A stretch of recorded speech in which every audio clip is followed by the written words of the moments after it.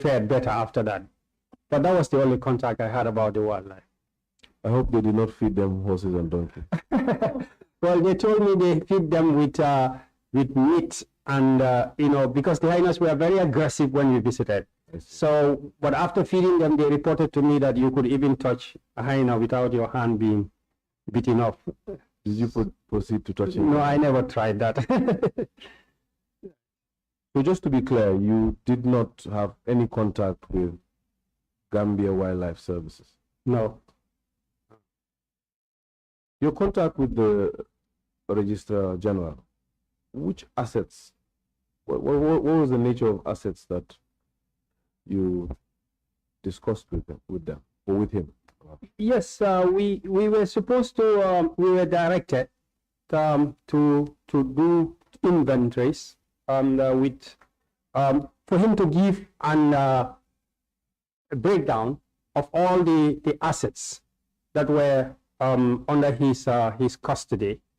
I think the first contact was when he provided some kind of a report to give us the status of the assets under his custody. When you say him, you referred to him. Who was the Registrar General at the time? I could remember it was Aliu Chalo. Yeah, that's the name I could remember. Thank you. Now, you had alluded to an order. Yes. From the commission. Yes. With regards to the livestock. Yes. Kindly take a look at MOJ F1. And you have to forgive me, the next process here will be very slow and sure. We are trying to be as thorough as possible. MOJ F1. Oh, I have numbers. F5, which number? 8F1. 8F. 8F.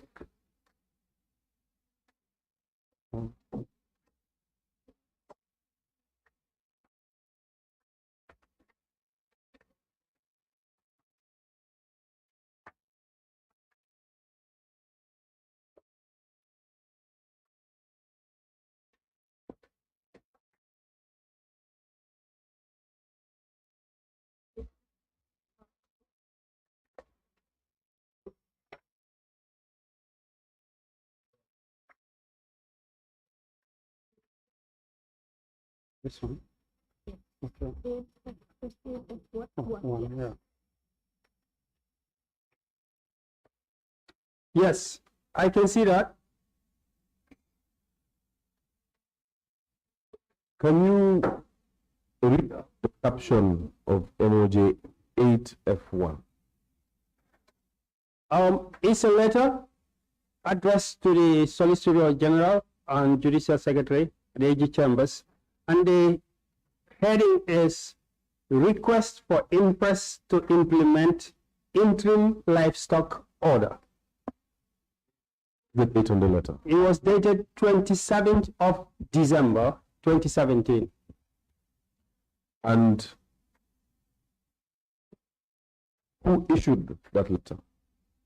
The letter was signed by me and copied to the chairman and the council. Would you like to read the contents, or you have the option of explaining the contents? Yeah, it's to implement it, there is a budget. So the letter is about the budget. He said, as per the interim order attached here, I hereby request for impress amount 356,000 from the commission budget. Please find the budget attached here for the breakdown of the amount being requested. Kindly note that to minimize further loss of livestock, the 4-day tagging exercise started on Sunday, 24th December 2017. This will be followed by a 10-day sales period starting Sunday, 31st of December 2017. Please contact me for more details. Sincerely, I sign, copy to the chairman, the council, and file. So, do you remember writing this letter? Yes, sure, I remember. Do you remember the circumstances that warranted this letter? Yeah, I mean, the circumstances was there was an order from the commission. Let's zero in, before you explain, let's zero into that order. Okay. It's attached as part of MOJ 8F1. Yes. After the budget. Yes. That you prepared. Yes. Can you read paragraph A and B of the reciter? A and B. Yes. It says, the Director General of Livestock Marketing Agency has not taken control or custody of the livestock subsequent to the court order in civil suit number HC 16817/MF/056/F1 between the Attorney General and Alhaji Yaya AJJ Jammeh, as per his letter dated 11 October 2017, reference GLMA/DTFS/102/140. That's A. B. The Registrar General's report addressed to the Chief of Staff, to the Chief of Defense Staff, contains allegations that one Major Jibril Jammeh has slaughtered 400 cattle for unknown purposes. Before we proceed to reading C, did you see any of those reports? Yes, I remember coming across a report from the Registrar General. Let's proceed to C. C says, it is clear that the said livestock are at risk. Right. I would urge that we read two more provisions of the order to be specific, and that's number 3 and number 6. The reason why I'm putting only number 3 and number 6 to you is to be fair to you. Perhaps on a later date we can discuss it in detail. Let's read out number 3, paragraph 3. Paragraph 3, the Secretary to the Commission shall, in consultation with counsel assisting the Commission, take charge of and supervise the process. Here is sale. The tagging and the sales. Yes. Process. All right. Let's tagging, valuation, and sales. Fantastic. Yeah. Let's read paragraph 6. 6. The leave of the High Court shall be short in respect of this order if considered appropriate.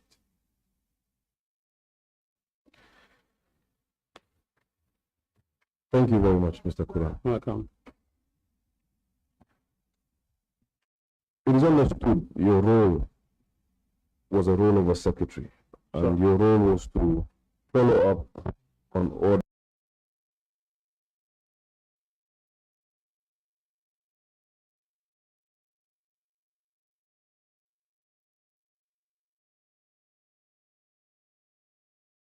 and orders of the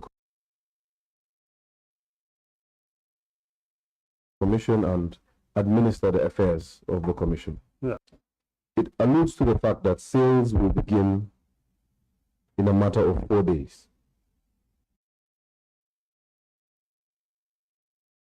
Okay. Is that an okay or is that a yes? It alludes to what? Well, the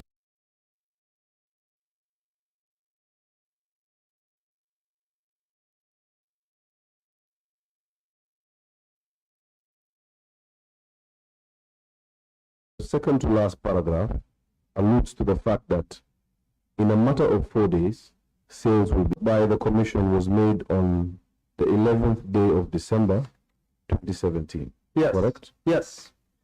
And as you read, the last paragraph of the order makes it a requirement for the leave of the High Court to be sought. Yes. I would not disadvantage you to asking you why. I would give you the mind of the committee, and perhaps you can correct me where I'm wrong. Okay.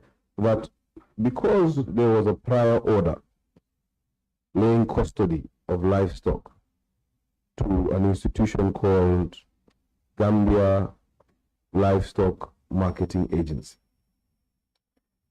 the commission deemed it fit to make sure that the commission's order of the 11th day of December 2017 requesting the sale of livestock because there was risk of the livestock being perishing by way of someone selling them. It subjected that order to a subsequent order of the High Court. And, Honorable Chair, for the purpose of identification, I would like to put a document that is not yet before the committee officially, or rather formally through hearing, but has been submitted by one of the witnesses summoned to submit. And it is tagged OHS 9. And for the purpose and for the benefit of the witness, I would show him.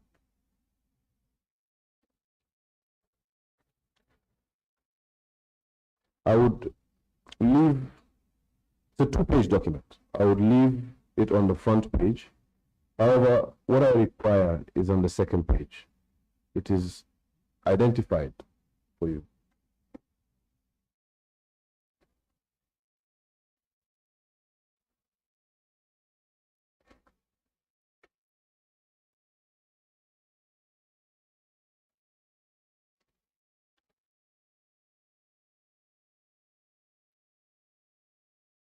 Okay. Yes. Flip to the second page. You would see something identified. Yes. Is that paragraph 2? Paragraph 2, yes. Kindly read paragraph 2. It says, leave is hereby granted for the livestock seized pursuant to the order of the High Court, dated 22nd of May 2017 in this matter to be sold pursuant to the order of the Commission of Inquiry issued under the Constitution of the Republic of the Gambia. Correct. So an order was made for sale of the livestock to be made. Yes. As you said, tagging first. Yes. And then Valuation. and then sale. Yeah. Assist me here and walk me through each step. Okay. Let's begin with tagging. Explain what the process of tagging entails and who exactly was involved in that process. Tagging is when you have pre-numbered tags, and then you go to the site, which is likely cannuli. Then you take the cattle one by one and start putting a tag on each cattle. And then you record it, the tag number. Tagging and valuation almost take place simultaneously. Because when you tag, they have a tool that they pinch a hole on the ear of the cattle and then put a number on it.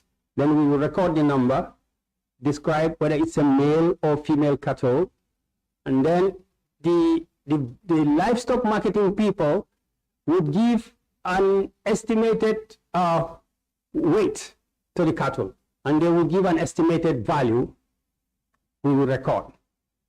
This is what you call tagging and value. You do that on each. Who takes part in it? It's a whole team. I was there with the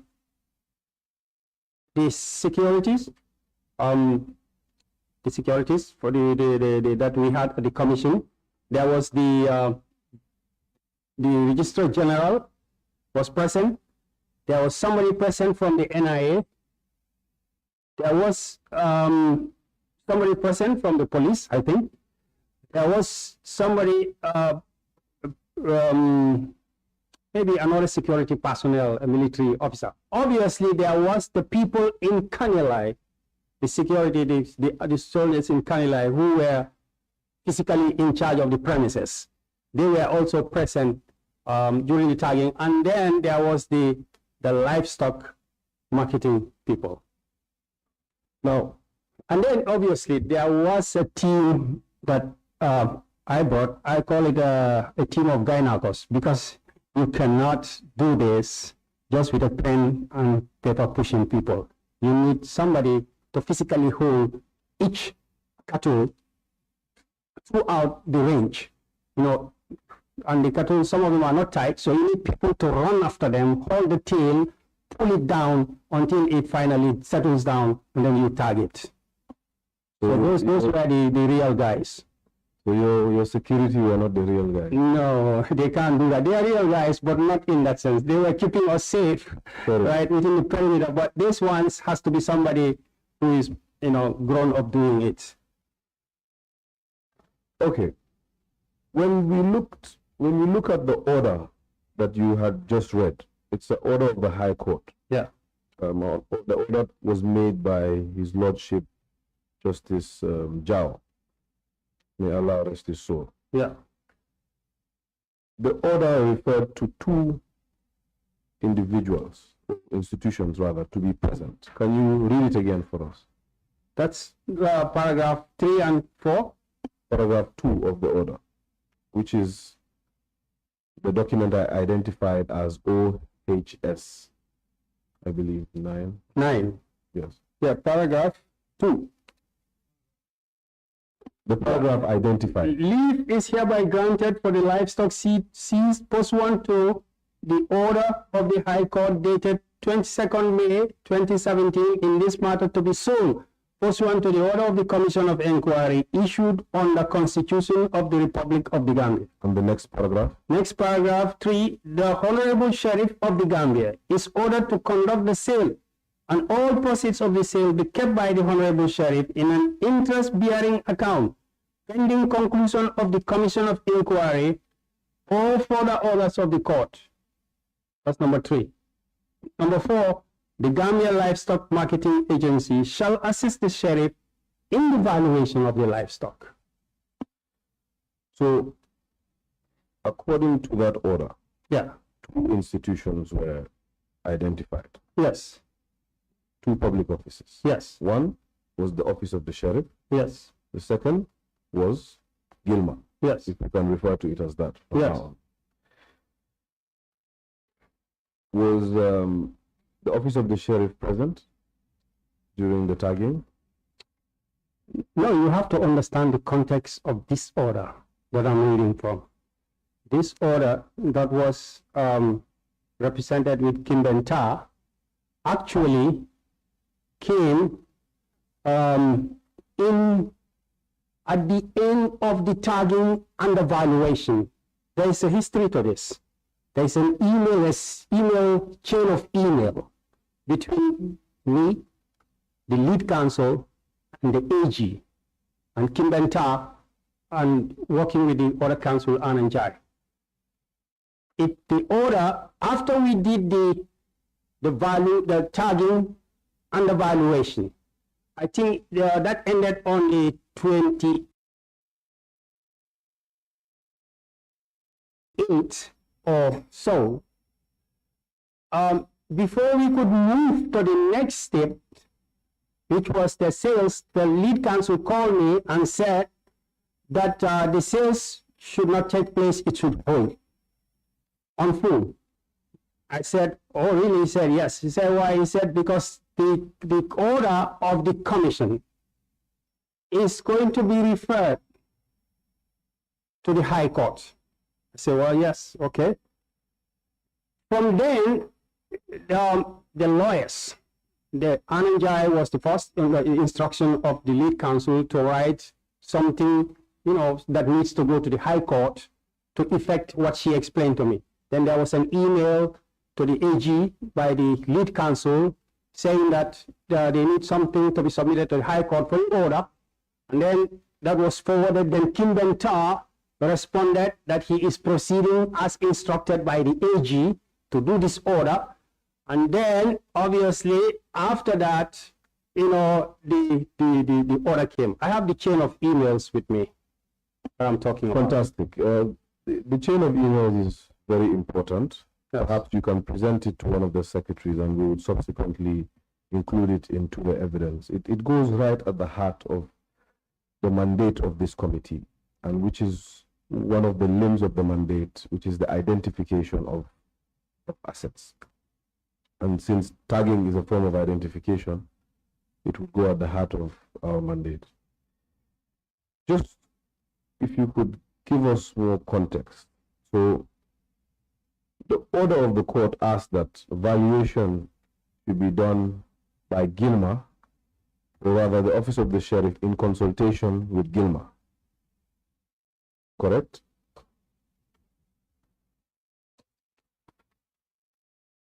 Which section are you referring to? That should be 4. 3. The Gambia Livestock Marketing Board shall assist the sheriff in the valuation of the livestock. Yes. Yeah, this is because the people who push this order, the AG, Kimbenta, and the lead counsel, all of them knew, or at least the lead counsel and the AG knew at that time, that we have already done tagging and valuation and completed. I think the purpose of the order was not, the purpose of the action they took was not about valuation and tagging. The purpose of their action was to transfer the sales to the sheriff. That's what I thought. Fair enough. So the rationale for the commission selling the cattle is clear in the order. Yes. Because they were being sold, and already 400 cattle had already been sold. Rather killed, slaughtered, if I may say. Yeah, that's what I can see in the report. And the commission decided that perhaps it was time to preserve those assets and convert them into cash. Yes.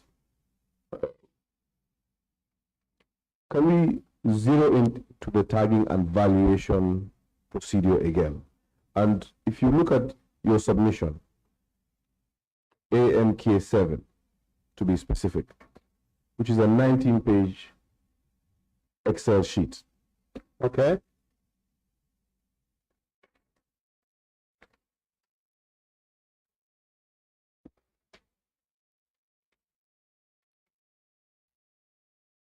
And as you look at that document, yes, could you explain, you have highlighted the personnel that were present on the ground, okay, for tagging. Can you explain why the commission needed to invite such a vast pool of expertise from the NIA to the Office of the Registrar General's office?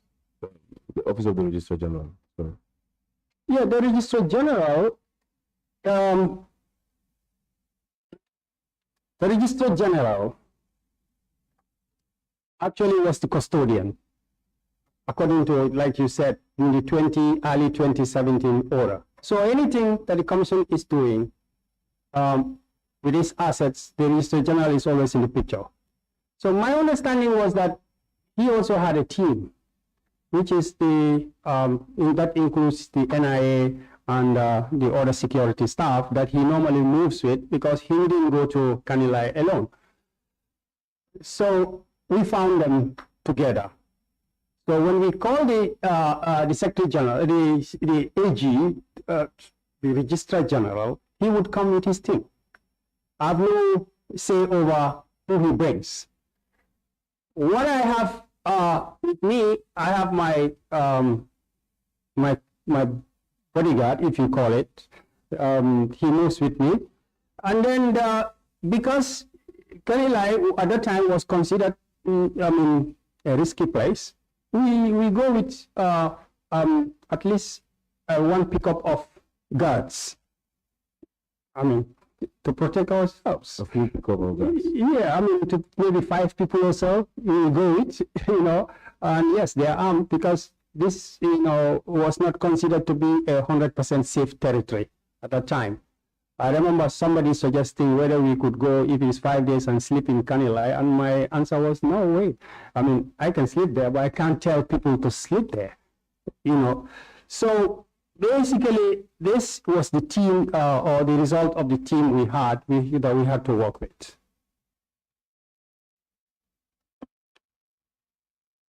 Mr. Kurang, can you clear my mind before we zero into AMK7? Okay.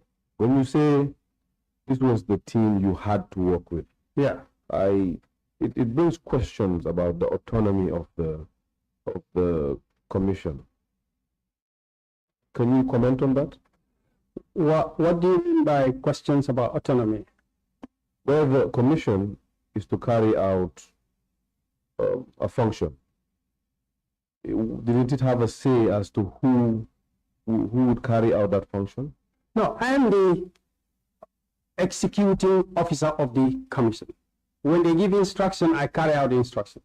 So if they say, secretary, work with council, then council can give me who she wants to go with.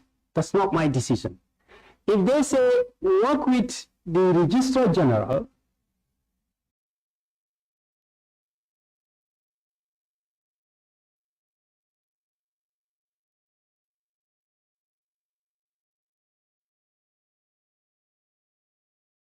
I don't see my authority submitted by the Registrar General. I think he drew my attention to that.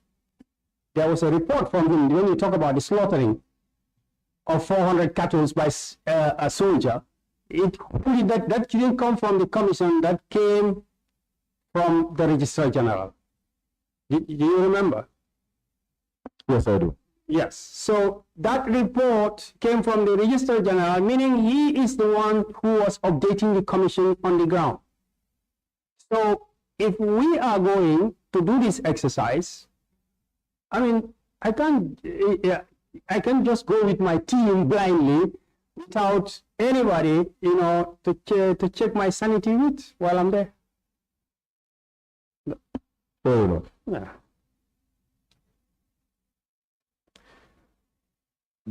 When you look at the ruling of the court prior to the establishment of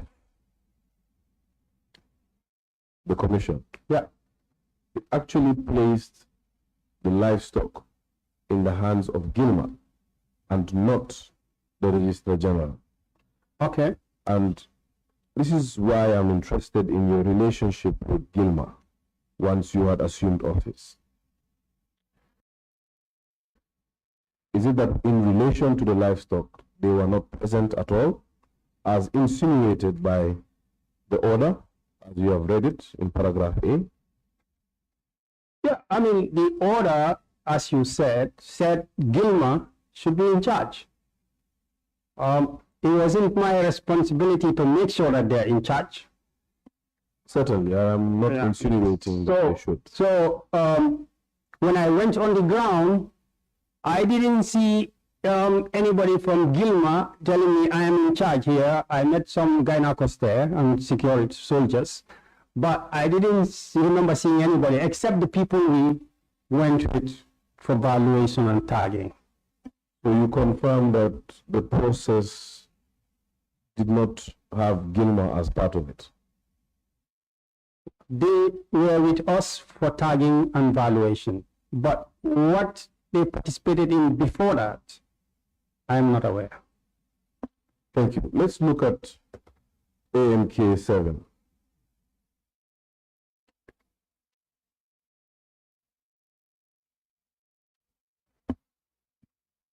Are you there? Yes.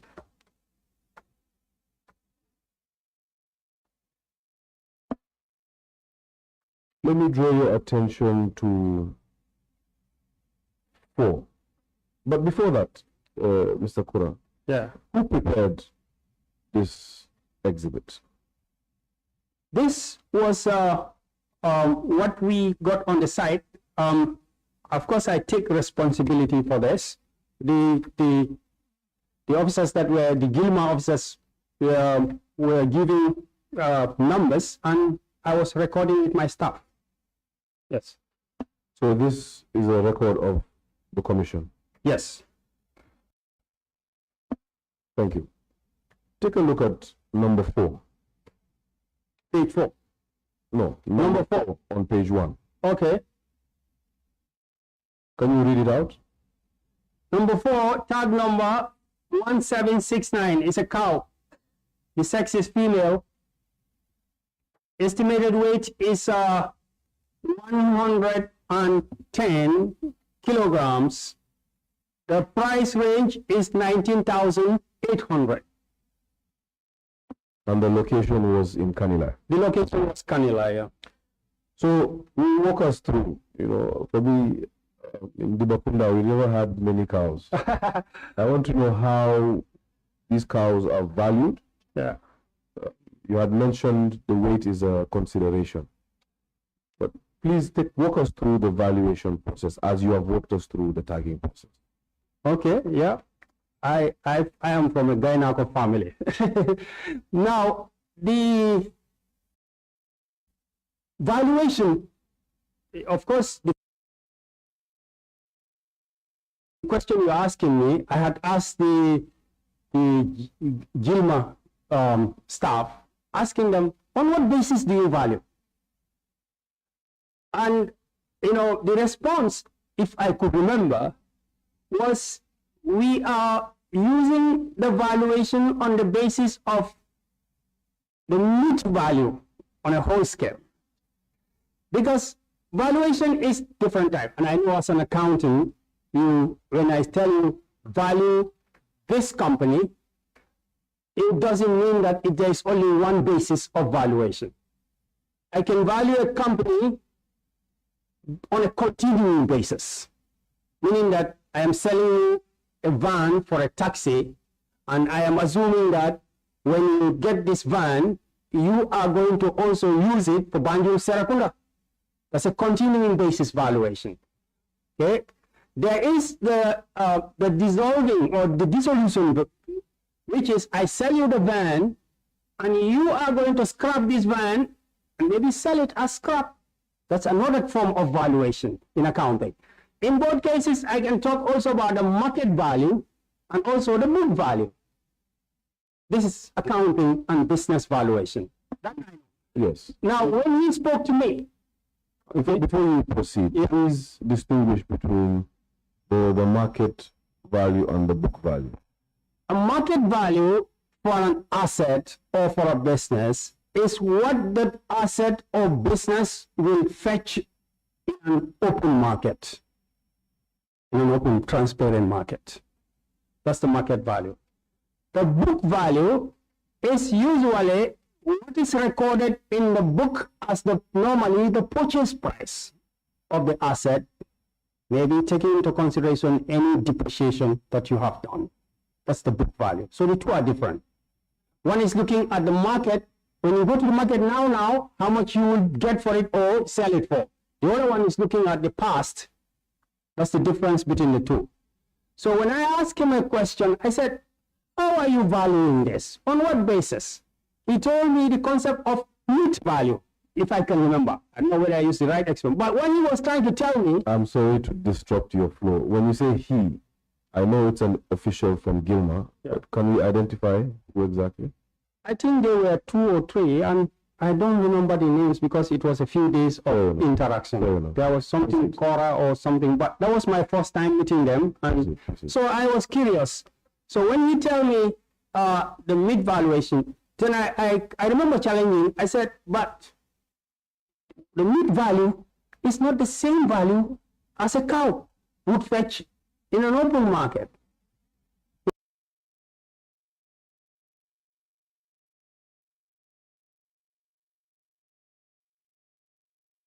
Because, every female cow...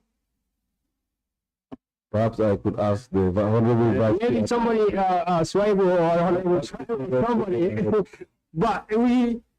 Honorable Tura, would you want to assist us? Yeah, it's a cow. Is okay, cow. Yes. Yes. CALF.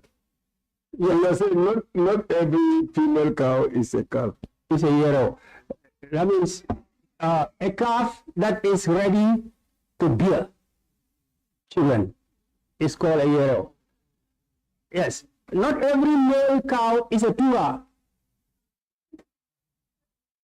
I mean, a tura is identified for two reasons in a corral. Huh? I think Honorable Mbo wants to bond as a Yes. We need some as a former Gainako, you are quite right. Because you could be a cow, for example, a female. Yeah. But you are not up to that stage where you can bear. Yes. That bearing type, that's where we call the wall of, they call it, the female part, they call the wulu, which means you are beyond calf. Yes. But you have reached the stage where you can bear. Yes. Now, on the type of the other side, which is the male part, you can be a male calf, but you are not kui, nekolo kui, tura. Yes. You are not tura. Yeah, exactly. Because they are different sizes, even though they are all male, but they are different sizes. You can't get married as a male. That's a tura. Yeah. That we are referring to is in Mandinka, for example, is yere. Yes. Yere. So when you are buying a cow, when you want to go and create, like I explained in a business, continuing basis. If you are buying a cow for continuing basis, you only buy a yere or a tura. But that's not all female and that's not all male. So I had this in my mind, so I had to challenge the livestock because I know that if I can see yeros and turas, I know that their value tends to be higher than a normal cow. But if you value them based on meat value, then meat does not make any discrimination between what type of cow, whether it's a yere or it's a tura. So this was the basis I was challenging the valuation. But he explained to me that it is their custom to value as they do. And I was not the specialist. And that's why they were calling. So I can only ask, but I could not impose myself on another professional. Fair enough. So this is the basis on which these values were derived.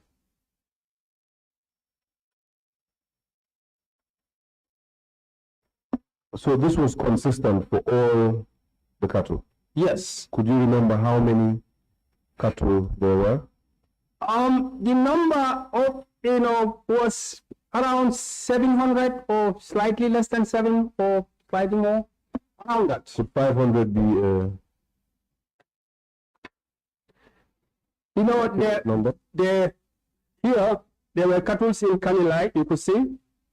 There were that's where most of the cattle were. Then there was Farato, and there was Banjulinding, which is not mentioned here, but it's mentioned in our email or report to the commission to say that most of the cows were in Kanilai. Some were in Farato, the Farato farm of the ex-president, and few were in Banjulinding. The day we did Farato, when we finished, we went to Banjulinding and we found that the cows had already dispersed. So I remember we just counted what was there, but we couldn't get the number of but it was the lesser of the three. Yeah. So just to circle back a bit. Yeah. Upon assuming office, did the commission take account of specifically the cows, or did the commission take account of the assets that were attached to the schedule? I think the commission was relying on what the Registrar General was providing. Yes. Because this was the first counting of the cows.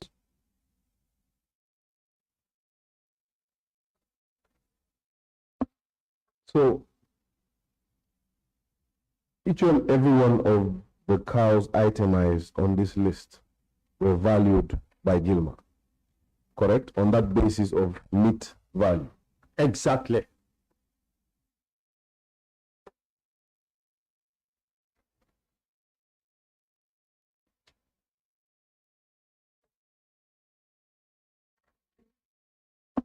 the document before you, could you read out 4, 10, 13, 22, and 27 for the record? Which one?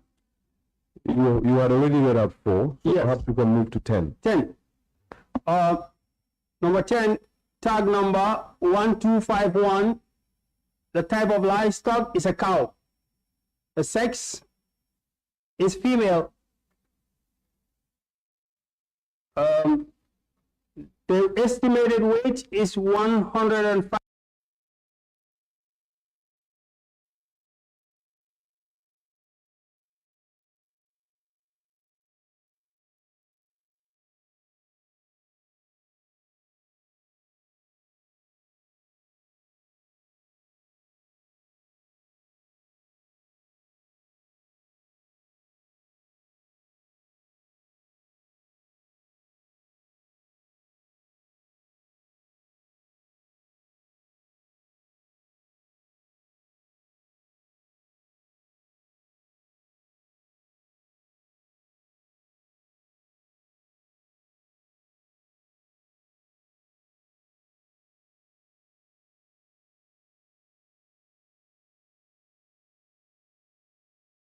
kilograms, and the price range observed.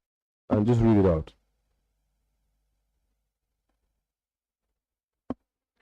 "22, yes. Number 22 on the list.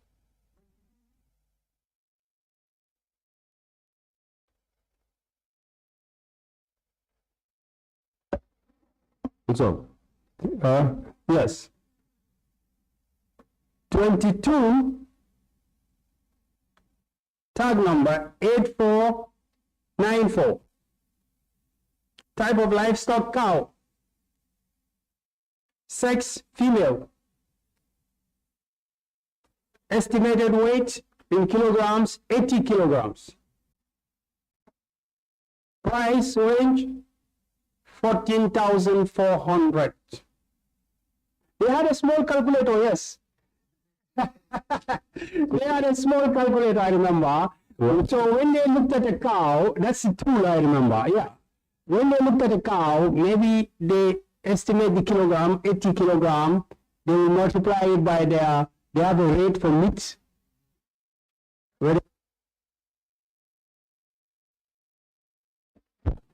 Hello?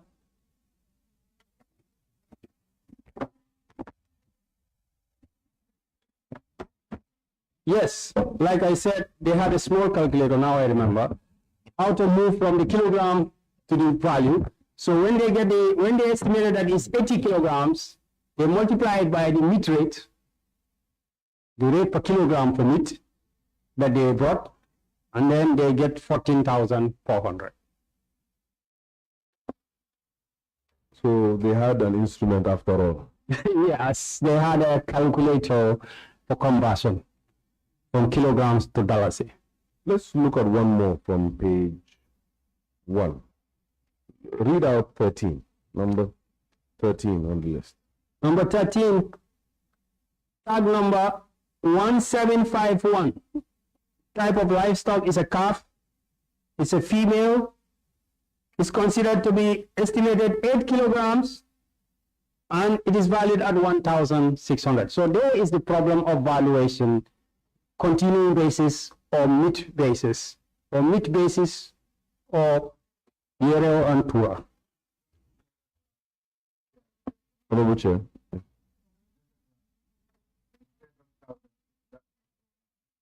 I think what we have is 1,400. Yes, sorry, if I did, I'm sorry. It's 8 kilograms, 1,440 is the price value for number 13. Thank you. And that was for a calf. Yes, that was a calf. As a former gyneco, does the status of gyneco leave you? Oh no, that never leaves. So as a gyneco, would this price be reasonable?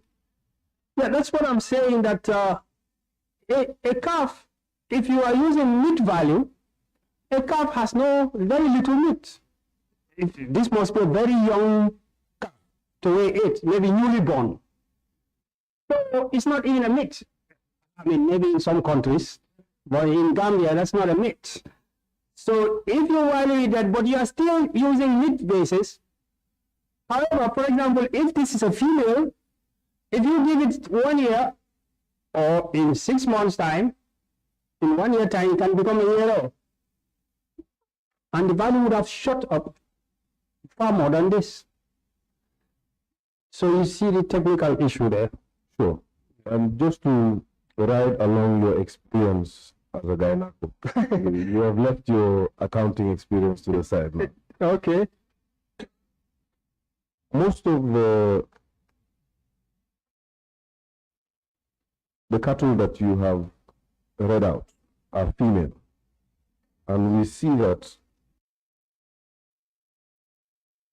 consistently there is a higher price attributed to the male, or the bull rather, Yes. the male cattle, Yes.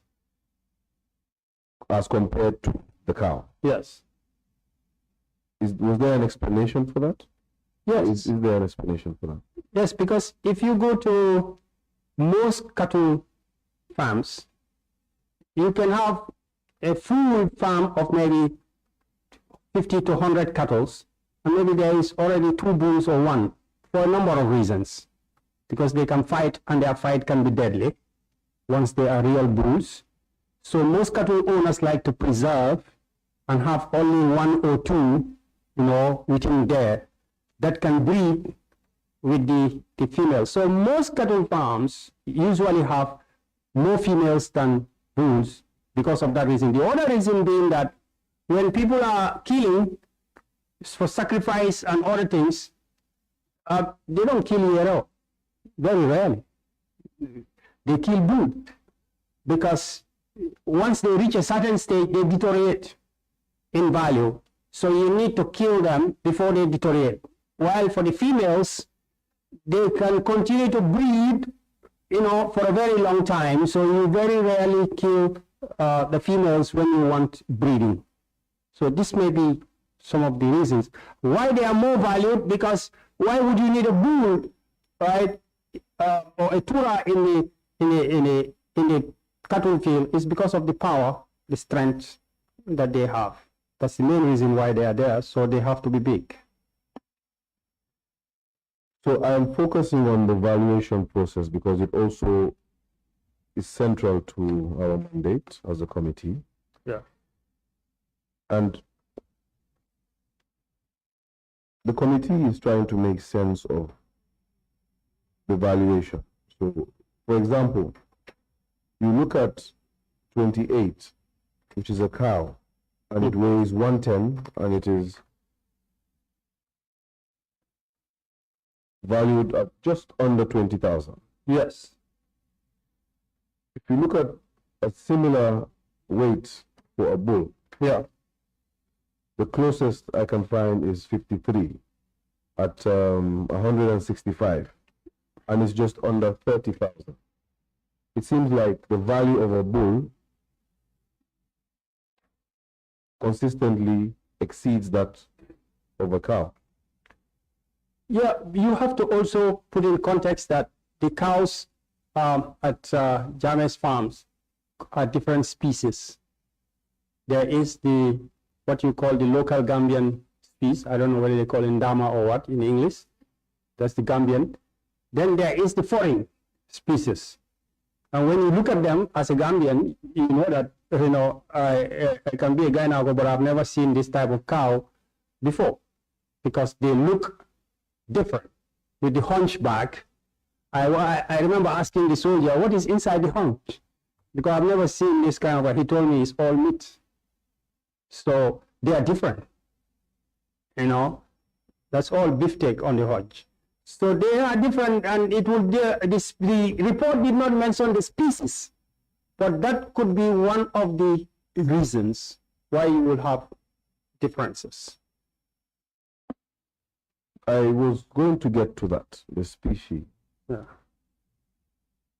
Was it, in your view, a fundamental lapse? I understand your position that you cannot dictate the work of professionals.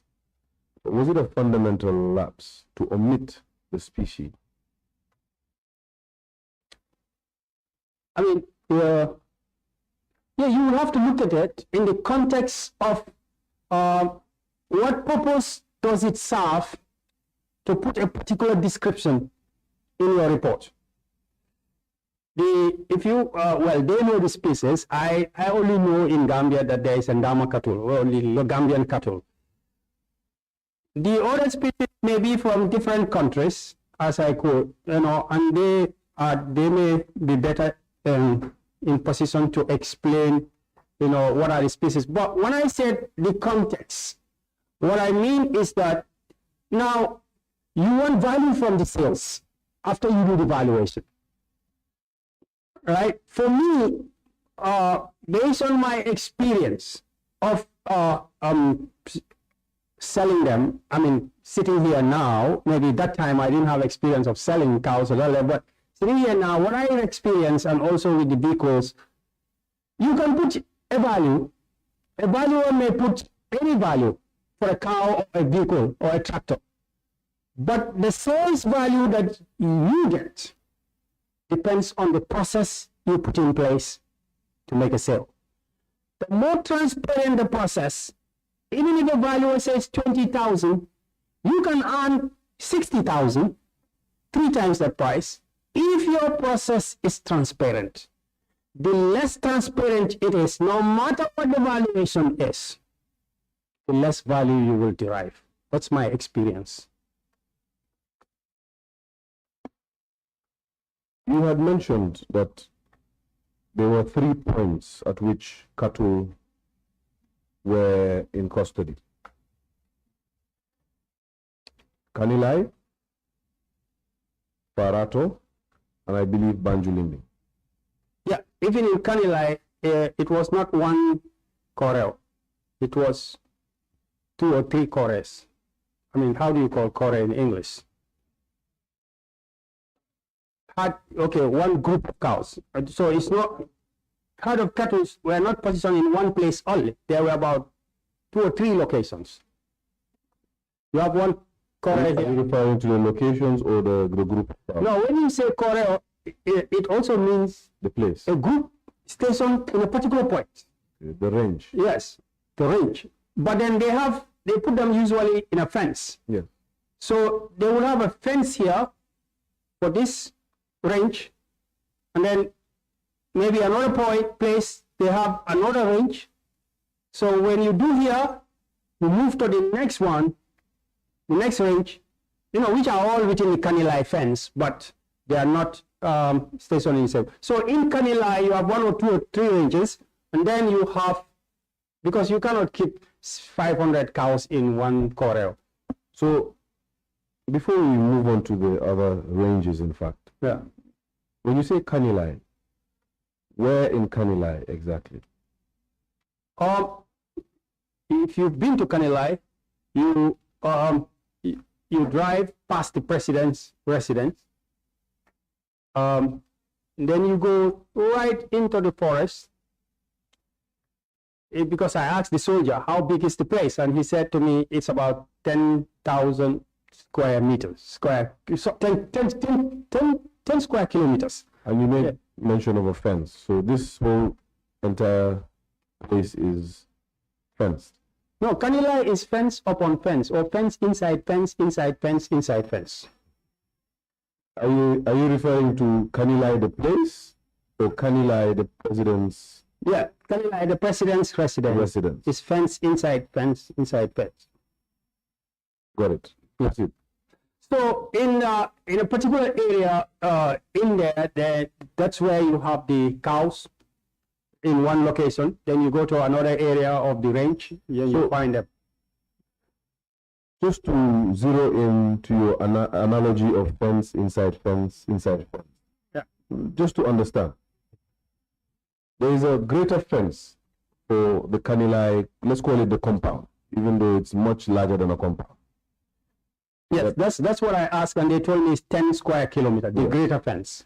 So there's a greater fence. Yes. And then there are specific points where there are ranges which are also seemingly fenced, Yes, correct? yes. And other fences for other things. Great. Like the crocodiles will have their fence area, and then you will have the fence area of his immediate compound. Yes. Then you have maybe the fence area before you get out of the compound to go into the range. So like that, you go through gates.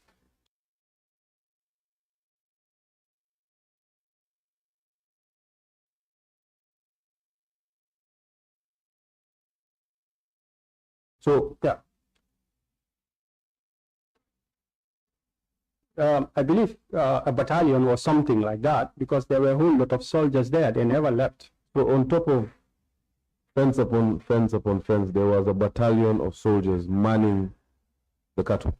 Not mining the cattle, Well, mining Canela, yes. Yes. Yeah.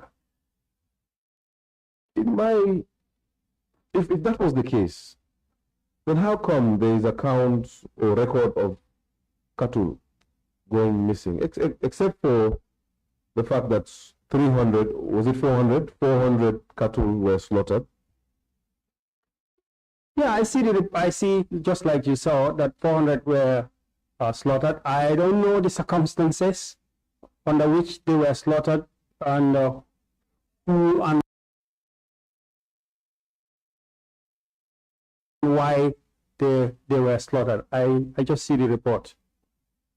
So when in that process of identifying, perhaps what I omitted to ask was, who you did mention that you met some folks on the ground. Yeah. Who were those persons? There was a major in charge. He's the one that we normally deal with when we go there. He's a major. You know, there's always one name, major, then surname. I forgot the surname. It is Sanyang or something. Yeah, he was the guy that was in charge of because I think within the security, they all have maybe there is an overall commander, but this was the guy that we have to deal with when it comes to the cattle.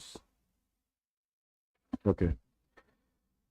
Please confirm that on this list, Banjulinding does not feature as a point in which the commission visited a range. Yeah, it's not here. Like I said, it was considered to be the list of the list amount of cattle there, and when we went there, they had already released them. We just met few on the way, so it could not have been reasonably, done here. But obviously, we were going to make sure that before the valuation, it was just a small contingent that we have taken note. But obviously, as you could see, at this point, after we conclude Farato, there was the telephone calls and there were emails, and then the process was transferred to the sheriff. Thank you very much, Mr. Kurang. We are still on this point. We would still be on this point. However, all this talk about meat, I'm sure, has wild our two chairs. Appetite. Yes, it does. And perhaps this is a convenient place for us to take lunch, Honorable Chair. Okay. Thank you, Council. We can adjourn the meeting for lunch break, and we'll resume at 3:30. 3:30, we'll resume again. I think that's fine. Thank you. All right, meeting adjourned until 3:30. Thank you.